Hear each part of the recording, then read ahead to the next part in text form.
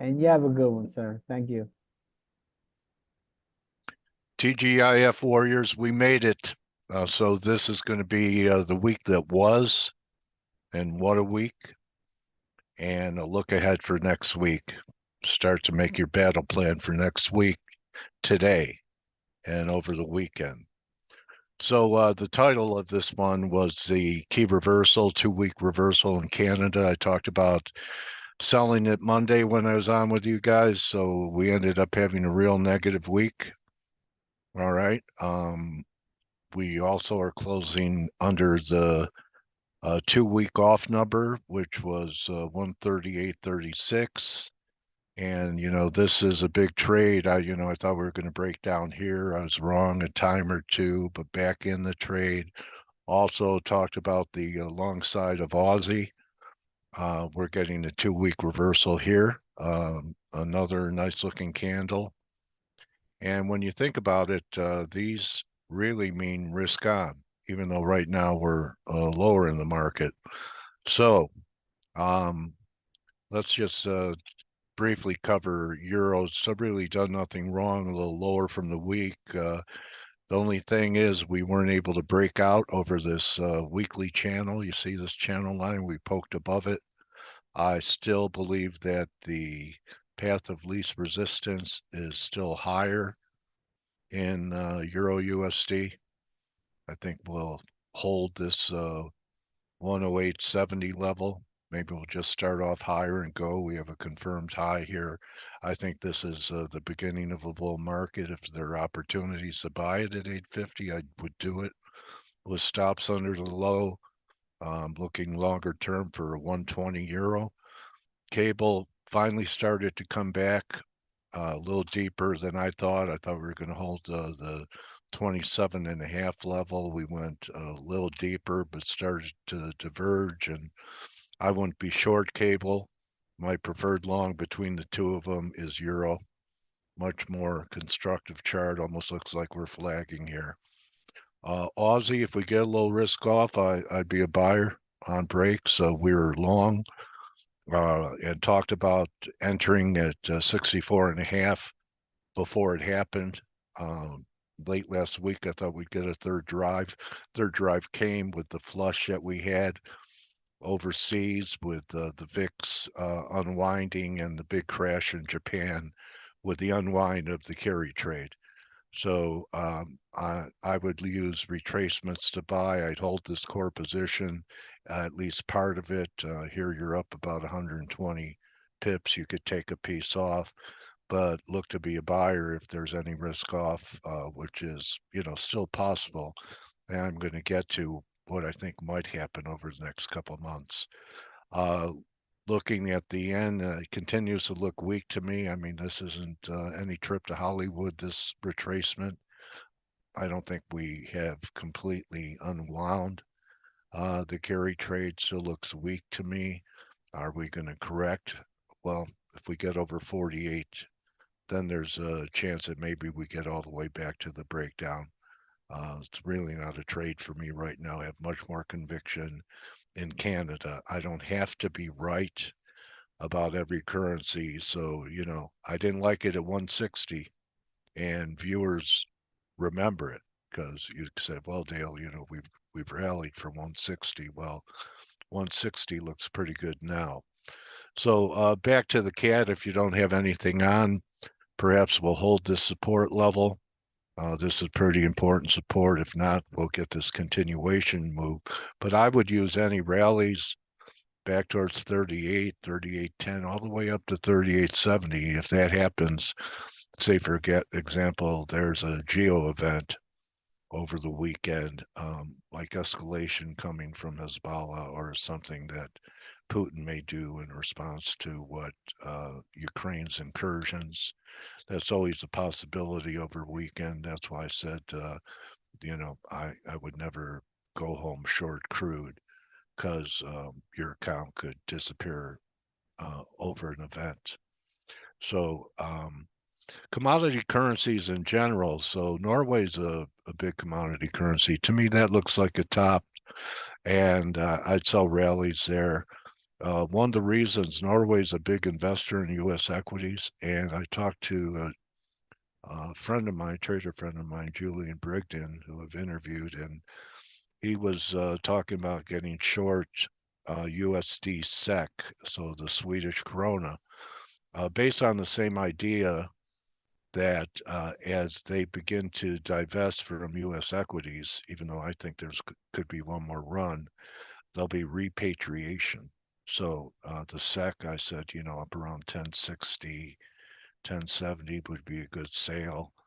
You could see that it's sitting right on the cliff. Okay, because there's a theme, weak yen, euro looks okay, commodity currencies kicked in this week, but under this 1040 level, that would be a nice little breakdown in the Swedish krona. Okay, so I think we've covered currencies. Still, the dollar trying to bounce, but it's about unchanged on the week. I still have to give it the benefit of the path of least resistance is still the downside in the dollar. I'm looking for sharply lower yields and still would welcome any strength to sell into. Still have core positions from a long time ago. And again, reinforcing that we'll see it under par sometime by the end of the year. Gold, it's hard to be short gold. I've tried it a few times. I keep looking for one capitulation move in gold. Hasn't happened. Um, Hard to be short gold with what's happening in the Middle East and everywhere else. But, it looks okay. And I could see how you could make a case that we're on our way. I could also see how, maybe we're not. And that we could get one more flush if the market, this would be sensitive, just like it was on Monday, sensitive to the fall in the market. It would be sensitive again if the market S&Ps failed or took out that low. So silver did get to a level I've been talking about for a long time, 2650. Decent week, but it's still red. Yeah, you could be long against 126.50. I don't think it closed higher on the week. I think we're still lower on the week, and we are. So we didn't get a 2-week reversal here. I'm still open for maybe we could get one more flush. What would really, I think, create a great buying opportunity is if they negated the breakout here. And in some case, maybe went 25.5, maybe even deeper. I'll have to do some fibs, but I'm not ready. The shares still don't look great to me, even though they're rallying today. Let's take a quick look. Well, they're not rallying today. So even with gold up, there's Newmont, here's GDX. To me, it looked like, we have a failed breakout. And I've been talking about the potential for 31 in the GDX a long time. And sure looks like we could have some kind of still capitulation move. Wow, they're really getting to this one. Okay. It's earnings. Here's the junior silver. Still not impressed. Still think I could be patient for buys on all of these. Okay, I want to address something here. Getting a nice rally in the bonds right now, too. They're trying to continue this move after a few-day pullback. We'll see. To me, this still looks like it isn't the high. The RSI was confirmed, which implies that another high is coming in that. So I want to address the VIX. So you guys know I was long volatility, okay, from 12, from 14. And this was an outsized move for a 10% correction in the S&Ps. It wasn't even 10%. It was 10% in NASDAQ, 5% in S&Ps. You don't get this kind of move. So I warned that there were a lot of shorts, a lot of vol shorts and that we were going to have a squeeze, but even I wasn't, expecting this. I was expecting this, but not this. And so what does it mean? And that it gave it all back, is that there's liquidity issues in the market and structural issues in the market for this kind of action to happen within a 4-day period. That's not normal. It's aberrational. So it's a foreshadowing of that liquidity. And you guys have heard me talk about in mid-July that I was watching my screen, and it was strange that there were time periods between trades. Things seemed like, am I down? Is my internet down? Anyway, that type of action happened before the top. So I think liquidity is going to be an issue down the road, not right away. So I wanted to bring this up in VIX because this is not a healthy sign for markets in general, that we could have these kind of movements. It shows things are out of control. So here, I want to present, how I talk about keep an open mind. It'll keep your account open. And you guys know I was bearish, and I got out prematurely last Friday. I missed Monday on the downside, but we are having decent weeks, decent recoveries. Now, it doesn't rule out that we could, if we have an event, we could have another low, because if you notice, this 4-hour low was confirmed. That's short-term action. What I want to open your eyes to, and a lot of this has to do with my conviction in Canada. So you learn a lot from listening to other people and what they think, and even your own students. So here's the S&P weekly. So when I was bearish up here, I had a trader friend of mine who knows my work says, well, Dale, looks like you had wave 2. And I'm thinking, well, yeah, that could be a 2, but let's see what it gives us. And it was a nice break. It didn't deserve a 60 VIX, but it was really concentrated in the Mag 7, which you guys know I've been talking about the negative side of the Mag 7 for quite some time. And, especially things like the semiconductors, they led it. They're coming back really nice today. I'm looking at Amazon. That was a short from 191. Here it is at 67, but turning. Apple, same thing. So they're all doing the same thing. Google, one of the weaker ones. Microsoft, not great. NVIDIA actually doesn't look that bad this week. So when I look at these things, and so there's a 2 drive I got from a friend of mine. Then the other day I'm, talking about the Canada with Blake Morrow, and he was, saying, he wouldn't be short because if the VIX makes a move, this is correlated tightly with the VIX. So we had this explosion, or we had this big rally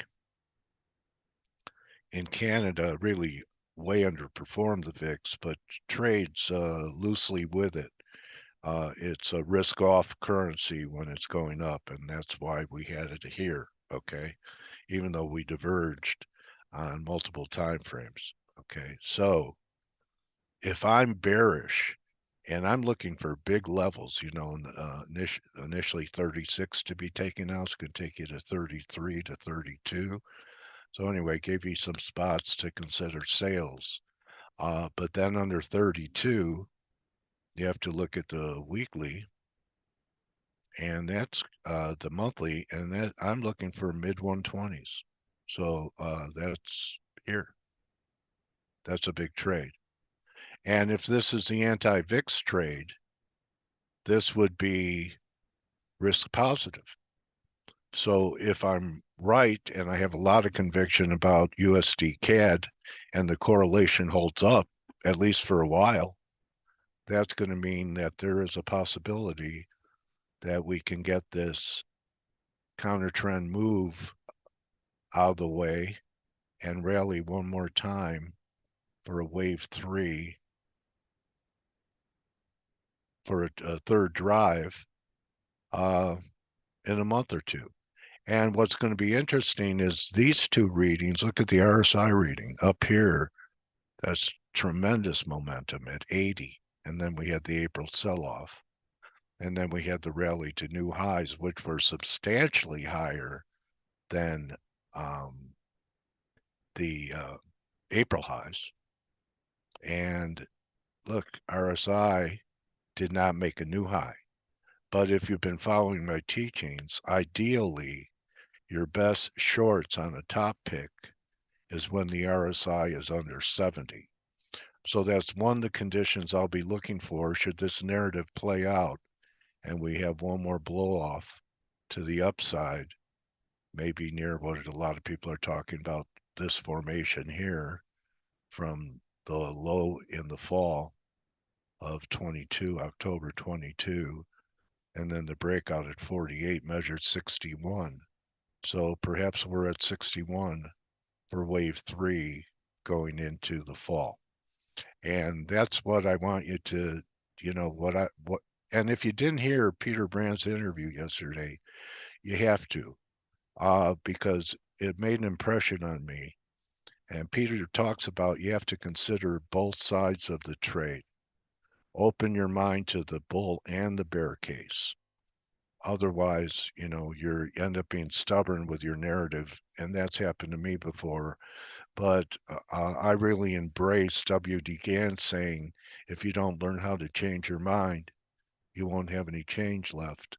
So bearish for this and thinking that we're going to get one more rally up here and this might complete the whole deal. Still have high conviction about the dollar, high conviction about Canada, and I'm still trying to be patient in the gold. This is what it's going to take for the gold to really give a negative signal, which I thought we were going to do this week. It was going to be, heading back here, but we're not getting such a great close. It's not closed yet, but it's not a great close. And here's silver. I think silver could flush 26.5 again. So I hope that Mike and I are adding value. I know we are, every day. So I'm happy that we are and that you're learning things, not just copying things, and that you have a good weekend and that peace prevails. I don't have a lot of confidence in that call, but I'll do my best to guide you guys in the markets during a real historical period in the markets. Things like that don't happen in the VIX every day, every week, or even every year. So buckle up. You learn to use less leverage. Always use stops, and we'll try and find a piece here and there to take advantage and some major trends as they develop, which I believe is happening in the dollar. So there's your daily. Where's the speed lines coming in under 101 now? So heading down towards par. People say, Dale, how do you draw your lines? And my answer is with my imagination. Use yours. Have a good weekend. Don't just count your pips, count your blessings, and we'll see you next week and leave it all on the court for you. Adios.